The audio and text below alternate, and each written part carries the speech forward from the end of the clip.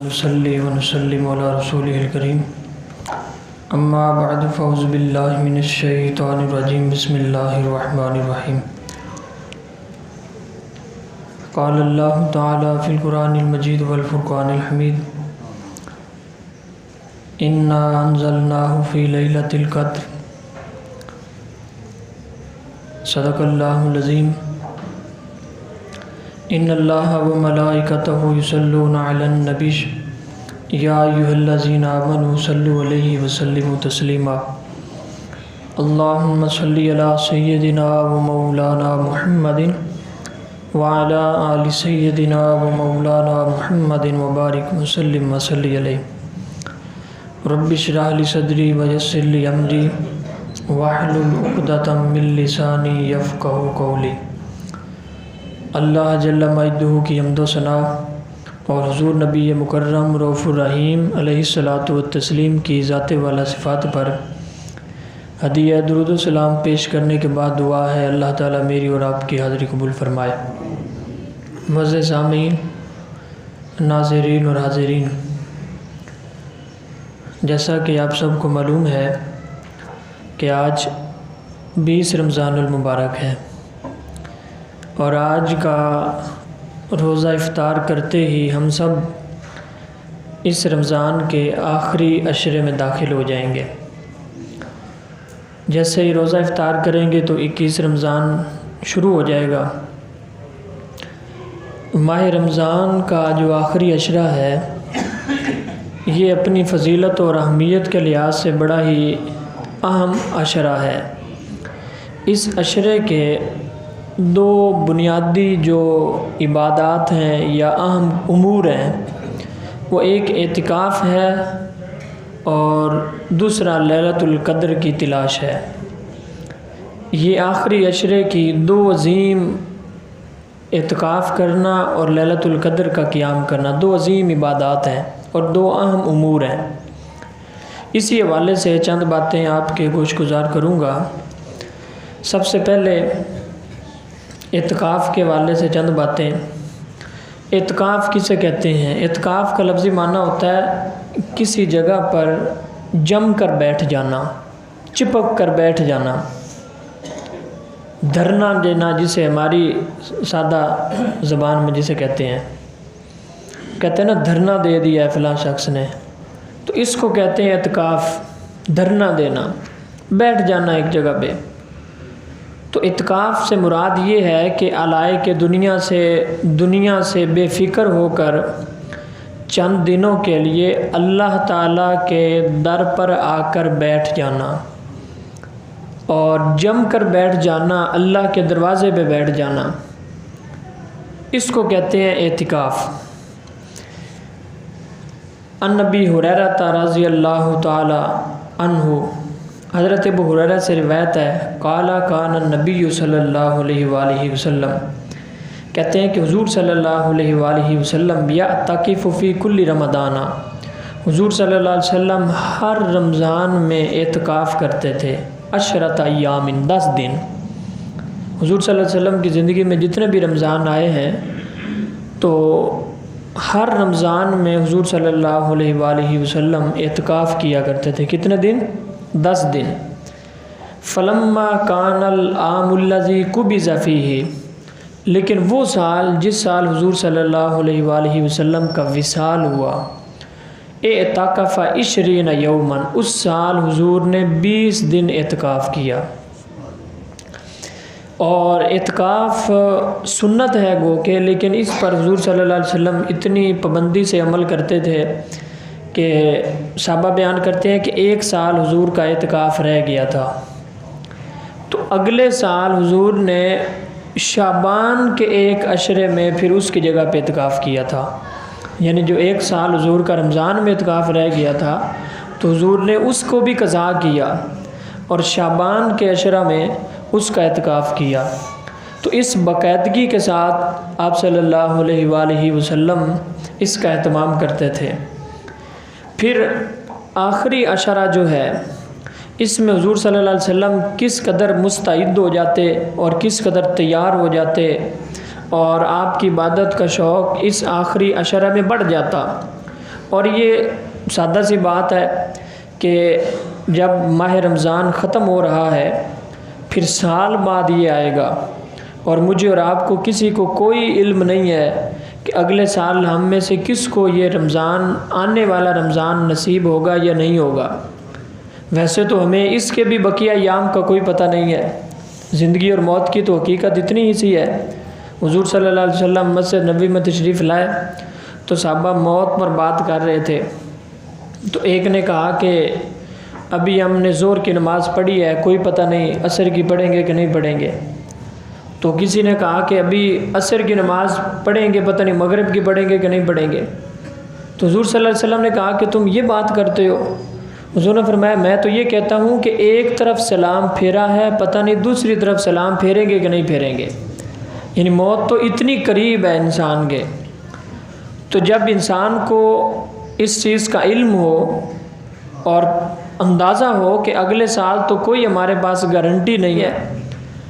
تو اس لیے حضور صلی اللہ علیہ وسلم جو آخری 10 دن ہوتے تھے ہر رمضان کے، ان کو کس طرح گزارتے تھے یہ حدیث سنیں، متفق علیہ روایت ہے، حضرت عائشہ صدیقہ سے مروی ہے۔ ان عائشہ رضی اللہ تعالی عنہا قالت کان النبی صلی اللہ علیہ وآلہ وسلم اذا دخل العشر، حضرت عائشہ فرماتے ہیں کہ حضور صلی اللہ علیہ وسلم جب آخری عشرہ رمضان میں داخل ہوتے، جب آخری عشرہ شروع ہوتا، شدہ مئزرہ، حضور صلی اللہ علیہ وسلم کمر بستہ ہو جاتے، وَأَحْيَا لَيْلَهُ، اور اپنی راتوں کو زندہ کرتے، راتوں کو زندہ کرتے یعنی پوری پوری رات اسی میں گزارتے، وَأَيْقَظَ أَهْلَهُ، اور اپنے گھر والوں کو بھی جگاتے تھے،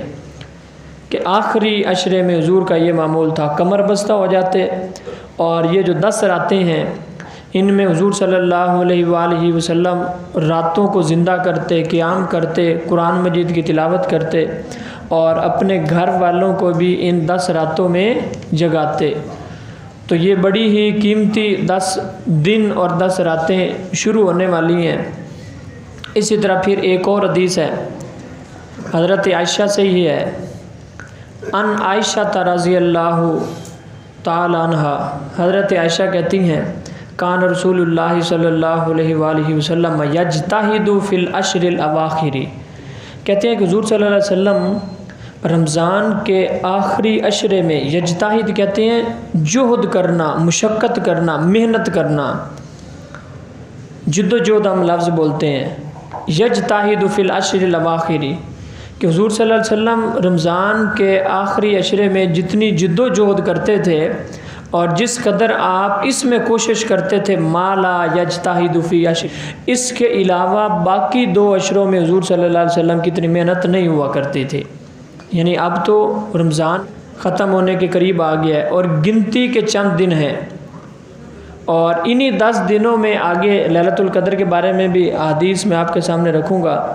انہی 10 دنوں میں وہ بھی ایک رات آنی ہے جس کو 1000 مہینوں سے افضل قرار دیا گیا ہے۔ اگر اس کو ہم سالوں میں کنورٹ کریں تو 83 سال بنتے ہیں، یعنی جس کو لیلۃ القدر میسر آ جائے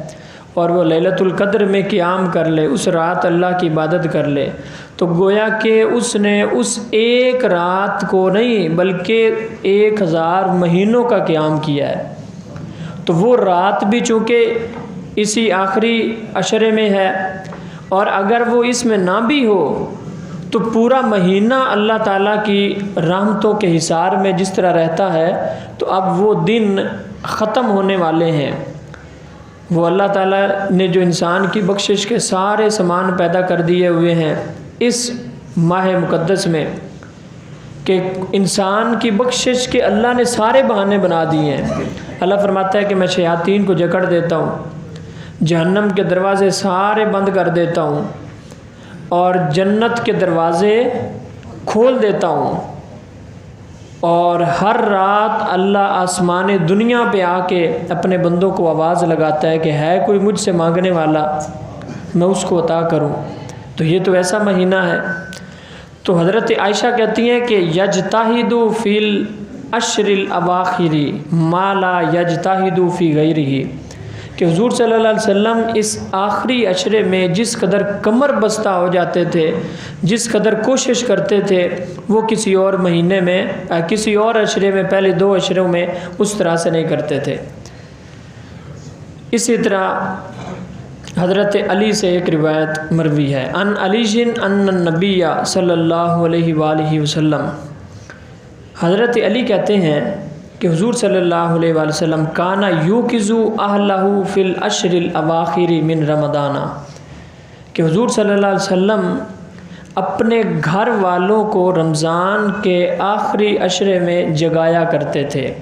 حضور صلی اللہ علیہ وسلم اپنے گھر والوں کو جگایا کرتے تھے، یعنی یہ بڑی ہی قیمتی راتیں ہیں، بالخصوص اس میں جو 5 راتیں طاق راتیں آتی ہیں، اور ان میں سے پہلی رات آج ہوگی۔ ہمارے ہاں تو یہ جو 10 راتیں ہوتی ہیں ان میں بازاروں کی طرف رش بڑھ جاتا ہے، یعنی بازاروں میں ہم اپنے اہل و عیال کو لے کے چلے جاتے ہیں تو سارا دن روزہ ہے یا کوئی اپنے کام کاج پہ ہے، تو بازار جو ہیں وہ عام پورے سال میں گورنمنٹ بھی جلدی بند کروا دیتی ہے، لیکن رمضان میں ساری رات کھلے رہتے ہیں، اور بالخصوص یہ آخری 10 راتیں اتنی قیمتی ہیں اور اتنی عظیم راتیں ہیں کہ جن کا کوئی انسان تصور بھی نہیں کر سکتا۔ پھر وہ بازاروں میں ہم اپنے گھر والوں کو لے کے چلے جائیں تو وہ آج فلاں خریداری ہو رہی ہے، آج فلاں خریداری ہو رہی ہے، آج فلاں چیز خرید رہے ہیں، اور وہ رمضان ہمارا جو ہے وہ بازاروں میں گزر جاتا ہے۔ حضرت علی فرماتے ہیں کہ حضور صلی اللہ علیہ وسلم آخری 10 راتوں میں، آخری عشرے میں 10 دن اور ان 10 راتوں میں یوقظو اہلہ، خود بھی کمر بستہ ہو جاتے اور اپنے گھر والوں کو بھی حضور صلی اللہ علیہ وسلم جگایا کرتے تھے، اور ان میں جس قدر حضور مشقت کرتے تھے آخری 10 دنوں میں، جتنی محنت اس عشرے میں کرتے تھے، ان 10 دنوں میں کرتے تھے، پورے رمضان میں آپ نہیں کیا کرتے تھے۔ تو جس شخص کو ان کی اہمیت کا اندازہ ہوگا وہی شخص کرے گا نا۔ تو جس شخص کو یہ اندازہ ہی نہ ہو کہ کیا خبر یہی رمضان میری زندگی کا آخری رمضان ہو اور یہ اتنی عظیم راتیں جو ہے وہ فضول گزار دے، تو یہ آخری 10 راتوں کے حوالے سے اور اعتکاف کے حوالے سے میں نے چند حدیث آپ کے سامنے رکھی ہیں۔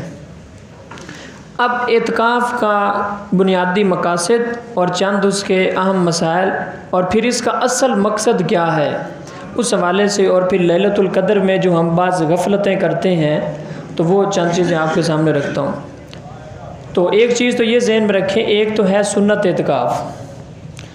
وہ تو یہ ہے کہ آج حضور صلی اللہ علیہ وسلم تو ویسے آج والے دن فجر کی نماز کے بعد گھر نہیں جاتے تھے۔ حضور کا جو معمول تھا،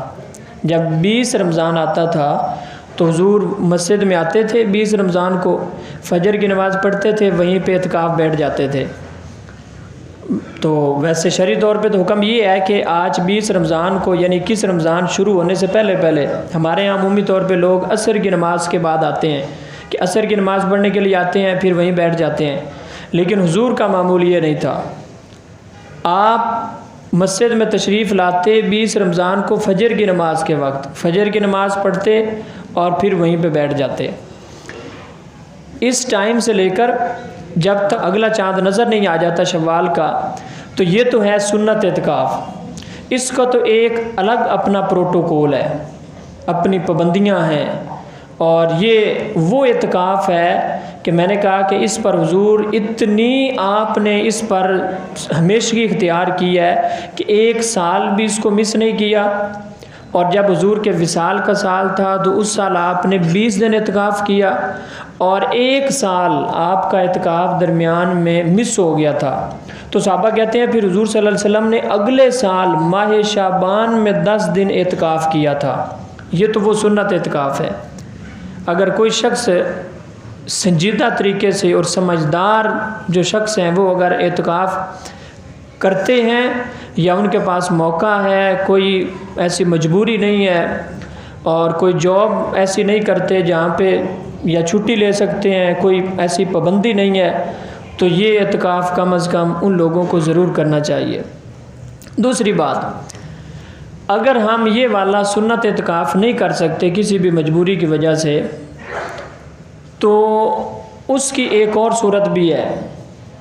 نفلی اعتکاف، کہ یہ 10 دن کم از کم جو ہیں جتنا وقت ہو سکے علیحدگی میں مسجد میں گزارا جائے، یعنی یہ 10 دن ہم نفلی اعتکاف میں گزاریں۔ جب آئیں مسجد میں، مثلاً عصر کے وقت آئیں تو پھر کوشش کریں کہ ادھر ہی رہیں، مغرب کی نماز پڑھ کے افطاری جو ہے وہ اگر کھجوریں بھی لے ہیں تو یہیں سے کر کے مغرب کی نماز پڑھ کے جائیں۔ یعنی یہ 10 دن وہ ہیں جن میں جتنا زیادہ وقت ہم گزار سکتے ہیں، یعنی سنت اعتکاف نہ ہو تو نفلی اعتکاف، وہ زیادہ مسجد میں وقت گزاریں یا عبادت میں۔ عورتیں جو ہیں وہ گھر میں اعتکاف کر سکتی ہیں، جو گھر میں عبادت کے لیے ایک مخصوص جگہ ہوتی ہے تو وہاں پہ بیٹھیں۔ اصل میں اعتکاف کیا ہے؟ اعتکاف یہ ہے کہ 10 دن دنیا داری سے بالکل کٹ کے، دنیا کے سارے معاملات سے کٹ کے، صرف ایک تنہا اللہ کی ملاقات کے لیے یہ 10 دن خالص کر لینا۔ اس میں قرآن مجید کی تلاوت ہے، اس میں نوافل ہیں،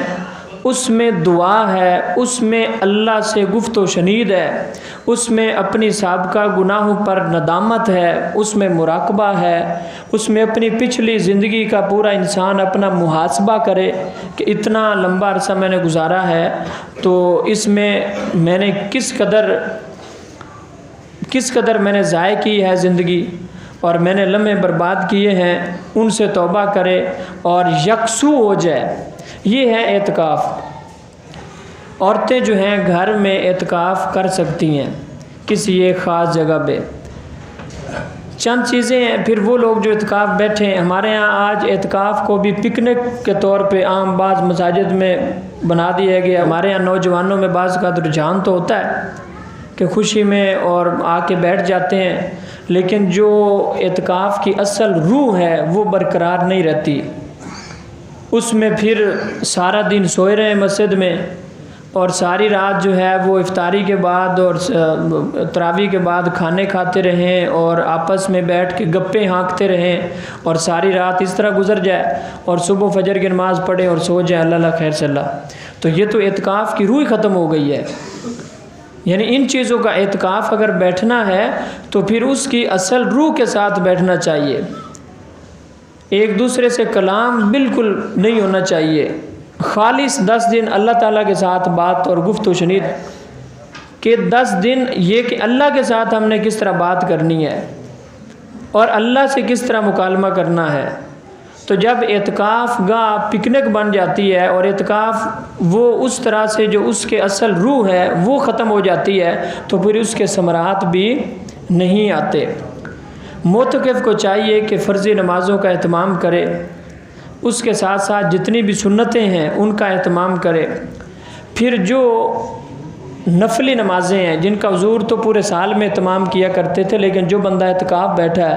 تو وہ کم از کم ضرور کرے۔ اشراق کی نماز ہے، چاشت کی نماز ہے، صلاۃ التسبیح ہے، صبح و شام کے مسنون اعمال ہیں، ان چیزوں کا ذکر، ان چیزوں میں جو ہے مسنون اعمال پہ عمل کرے۔ اور پھر بالخصوص 5 جو طاق راتیں ہیں ان کی تلاش کرے۔ اعتکاف کا اصل مقصد ہی یہی ہے کہ جب حضور نے فرمایا کہ جو لیلۃ القدر ہے اس کو رمضان کی آخری عشرے کی 5 طاق راتوں میں تلاش کرو، یہ تو ہم نے اس کو 27ویں رات کے ساتھ مخصوص کر دیا ہے۔ تو بڑے بڑے صحابہ سے اقوال ہیں، یعنی جتنی راتیں ہیں سب کے متعلق اقوال ہیں، تو صرف ایک رات آنا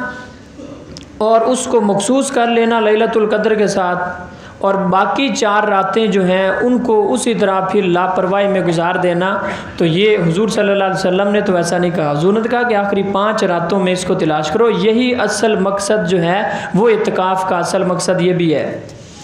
کہ جب وہ مسجد میں جم کے بیٹھ جائے گا اور کہیں اس نے جانا ہی نہیں ہے تو 10 راتیں ہی وہ عبادت میں گزارے گا، تو جو بھی ان میں سے ہوگی تو وہ تو لیلۃ القدر کو پا لے گا۔ لیکن جس نے صرف اور صرف 27ویں کو ہی لیلۃ القدر سمجھ لیا ہے کہ 27ویں کی رات ہی لیلۃ القدر ہے، تو ہمارے پاس کیا گارنٹی ہے کہ 27ویں کی رات ہی لیلۃ القدر ہے، جب حضور صلی اللہ علیہ وسلم نے اس کو مخفی رکھا ہے۔ ہاں جمہور صحابہ کا یہ ہے، اور مسلم شریف کی ایک حدیث بھی ہے جس سے یہ پتہ ملتا ہے کہ وہ 27ویں شب ہے، لیکن اس کو خاص نہیں کرنا چاہیے 27ویں شب کے ساتھ، یعنی پانچوں جو راتیں ہیں آخری عشرے کی، ہر رات کو لیلۃ القدر سمجھنا چاہیے۔ یہ سال میں 5 راتیں آتی ہیں، پھر جو بھی ان میں سے رات ہوگی، جب جو شخص 5 راتوں کو اس اہتمام کے ساتھ گزار لے گا تو یہ وہ عظیم رات ہے۔ لیلۃ القدر خیر من الف الشہر، کہا کہ 1000 مہینوں سے بھی افضل ہے۔ تو پانچوں میں سے جو بھی رات ہوگی، اس نے تو پانچوں میں ہی اللہ کا قیام کیا ہے اللہ کی بارگاہ میں، تو جو بھی ہوگی اس کو نصیب ہو جائے گی، اس لیے اس چیز کا خاص خیال رکھنا چاہیے۔ ہمارے یہاں ایک اور بھی بڑی رسم چل گئی ہے کہ جب اعتکاف ختم ہوتا ہے تو جو لوگ اعتکاف پہ بیٹھے ہوتے ہیں تو ان کے گھر والے وہ پھول اور ہار لے کے آ جاتے ہیں، تو یہ بھی بدعت ہے۔ یعنی اللہ کے ہاں کوئی یہ تو چھوٹے بچوں کے لیے ہوتا ہے نا کہ گھر میں کوئی بچہ چھوٹا جو ہے اس نے روزہ رکھا ہے تو والدین اس کو اس کی رغبت دلانے کے لیے اس کی افطاری کے لیے اہتمام کریں کہ تاکہ یہ بچہ عبادت کی طرف اس کا رجحان بڑھے، یا کوئی نماز کا بچہ اہتمام کرتا ہے تو چھوٹے بچوں کو تو رغبت دلانے کے لیے کیا جاتا ہے کہ ان کو کوئی انعام اور ان کے لیے کیا جاتا ہے کہ بچے کا رجحان اس طرف بڑھے۔ لیکن اعتکاف میں جو لوگ بیٹھے ہیں تو ان کے لیے ہار لے کے آ جانا اور اس میں خود نمائی ہے، ریاکاری ہے، تو یہ چیز بھی نہیں ہونی چاہیے، اس چیز سے بھی اجتناب کرنا چاہیے۔ اللہ سے دعا یہ کرنی چاہیے کہ جو میں نے 10 دن اللہ کی بارگاہ میں گزارے ہیں، اگر ان میں جو اعتکاف کے اصل تقاضے تھے ان میں مجھ سے کہیں کمی کمزوری اور کوتاہی ہو گئی ہے تو اللہ مجھے معاف کر دے، اور اگر میں نے جو کچھ اس میں کر سکا ہوں اگر اللہ اس کو قبول کر لے، اور 5 راتیں اس نے لیلۃ القدر کی تلاش میں گزاری ہیں، 10 راتیں، اور اگر اس نے لیلۃ القدر کو پا لیا ہے تو اس سے بڑے اور ہار کیا ہو سکتے ہیں، اس سے بڑی اور شاباش ہو ہی کوئی نہیں سکتی جو اللہ کی طرف سے اس کے مقدر میں ہے، اس کے نصیب میں ہے۔ تو ان چیزوں کا جو ہے وہ خاص خیال رکھنا چاہیے۔ اب لیلۃ القدر کے حوالے سے 2 حدیثیں سن لیں۔ ایک تو پوری سورت نازل کی ہے، انا انزلناہ فی لیلۃ القدر، فرمایا کہ ہم نے اس قرآن کو لیلۃ القدر میں نازل کیا، رمضان میں اور لیلۃ القدر میں ہم نے اس قرآن کو نازل کیا۔ وما ادراک ما لیلۃ القدر، اللہ فرماتا ہے کہ تم کیا جانو کہ لیلۃ القدر کیا ہے، یعنی تم سوچ نہیں سکتے، تمہارا وہم و گمان نہیں ہے کہ کس قدر اہمیت کی رات ہے وہ اور کتنی عظیم رات ہے وہ۔ وما ادراک ما لیلۃ القدر، تم کیا جانو کہ لیلۃ القدر کیا ہے۔ لیلۃ القدر خیر من الف شہر، کہا کہ لیلۃ القدر تو وہ ہے جو 1000 مہینوں سے بھی افضل ہے۔ ان عائشہ تا حضرت عائشہ سے مروی ہے رضی اللہ عنہ ان رسول اللہ صلی اللہ علیہ وسلم، حضور صلی اللہ علیہ وسلم نے ارشاد فرمایا تحروا لیلۃ القدر فی الوتر من عشر الاواخر من رمضان، حضور نے کہا کہ لیلۃ القدر کو رمضان کے آخری عشرے کی وتر طاق راتوں میں تلاش کرو۔ لیلۃ القدر کو رمضان کے آخری عشرے کی طاق راتوں میں تلاش کرو۔ اب جس طرح میں نے کہا کہ طاق راتیں، آج پہلی طاق رات ہے 21ویں، جیسے ہی ہم روزہ افطار کریں گے جو مغرب کی نماز ہم پڑھیں گے، اگر آج کی رات طاق رات لیلۃ القدر ہوئی تو آج کی ہماری مغرب کی نماز گویا کہ اس رات کی عبادت ہے، یعنی اس طرح ہم نہیں سوچتے۔ آج مغرب کی نماز جو ہے یہ پہلی طاق رات کی نماز ہوگی، اور اگر 21ویں رات لیلۃ القدر کی ہے تو سمجھ لیں کہ ہم نے مغرب کی نماز جو ہے میں قیام کیا ہے وہ طاق رات اور لیلۃ القدر کا قیام ہے، بڑی عظیم سعادت ہے۔ پھر اسی طرح عشاء کی نماز ہے، پھر اسی طرح تراویحاں ہیں اور تہجد کی نماز ہے، جتنا ہو سکے تو کہا کہ طاق راتوں میں اس کو تلاش کرو۔ ایک قول یہ بھی ہے کہ یہ ایک ہی رات کے ساتھ خاص نہیں ہے، یعنی یہ گھومتی رہتی ہے ہر سال۔ کسی سال لیلۃ القدر 21 میں ہے، کسی سال 23 ہے، کسی سال 25 ہے، اور کسی سال 27 ہے، کسی سال 29 ہے۔ ایک قول یہ بھی ہے، یعنی یہ ہر سال گھومتی رہتی ہے مختلف کسی رات میں۔ اللہ تعالیٰ جسے چاہتا ہے اس رات کو لیلۃ القدر اللہ تعالیٰ بنا دیتا ہے۔ تو اس لیے یہ جو ہم غلطی کرتے ہیں، اس کو ایک خاص رات کے ساتھ ہم نے اس کو نتھی کر دیا ہے، 27ویں رات کے ساتھ، تو اس سے ہمیں ہٹ جانا چاہیے۔ یہ نہیں ہے کہ 27ویں کی عبادت سے ہی ہٹ جائیں اور اس کو ہم چھوڑ دیں، یعنی جس طرح ہم اس رات کا اہتمام کرتے ہیں تو وہ تو ظاہر ہے ختم قرآن بھی ہوتا ہے، اس میں لوگ تراویح بھی زیادہ لوگ پڑھتے ہیں، بعد میں صلاۃ و تسبیح بھی ہوتی ہے، تو باقی 4 راتوں میں چونکہ یہ اہتمام نہیں ہوتا، تو یہ ان راتوں کو، باقی 4 راتوں کو بھی ضائع نہیں کرنا۔ ان میں سے پہلی رات آج کی رات ہے۔ ان ابی ہریرہ، حضرت ابو ہریرہ سے روایت ہے رضی اللہ عنہ النبی قال من یقم لیلۃ القدر، حضور صلی اللہ علیہ وسلم ارشاد فرماتے ہیں کہ جس بندے نے لیلۃ القدر کی رات کو قیام کیا، فیوافقھا، اور پھر اس رات کو پا لیا، یعنی اس کو تو نہیں پتہ کون سی ہے، یہ تو ساری راتوں میں قیام کرے گا، تو جس رات کو اس نے پا لیا، غفر لہ، تو اللہ تعالیٰ اس بندے کو بخش دے گا، اللہ تعالیٰ اس بندے کو بخش دے گا۔ اس لیے میں نے کہا کہ یہ آخری عشرہ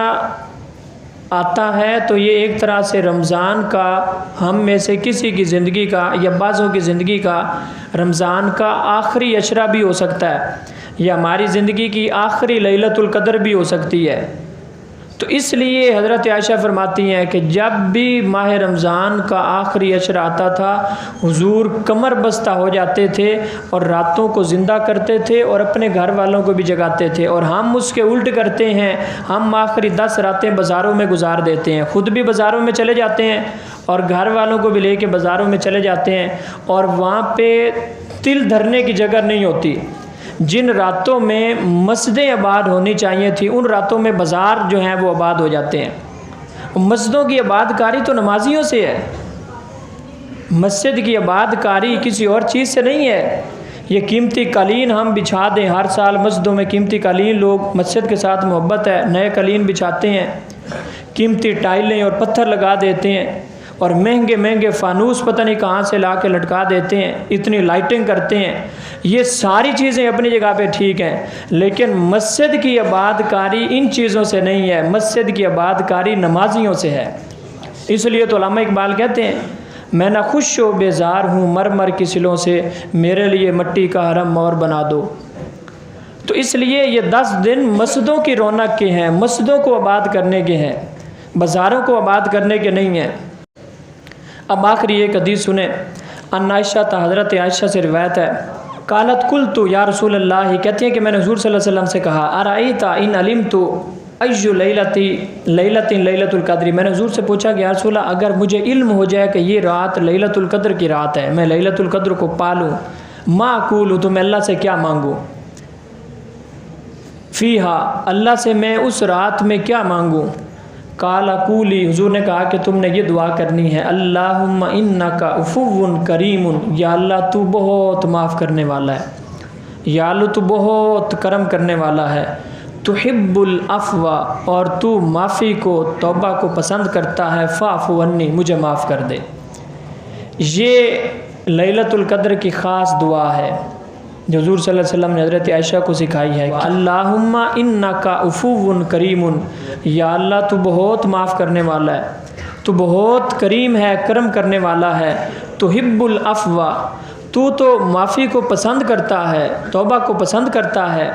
تحب العفو، یا اللہ تو اس کو پسند کرتا ہے، فاعف عنی، تو مجھے معاف کر دے۔ یہ ان لیلۃ القدر کی اور آخری عشرے کی خاص راتوں کی دعا ہے، اور ان راتوں کو اس طرح گزاریں، اللہ تعالی ہم سب کو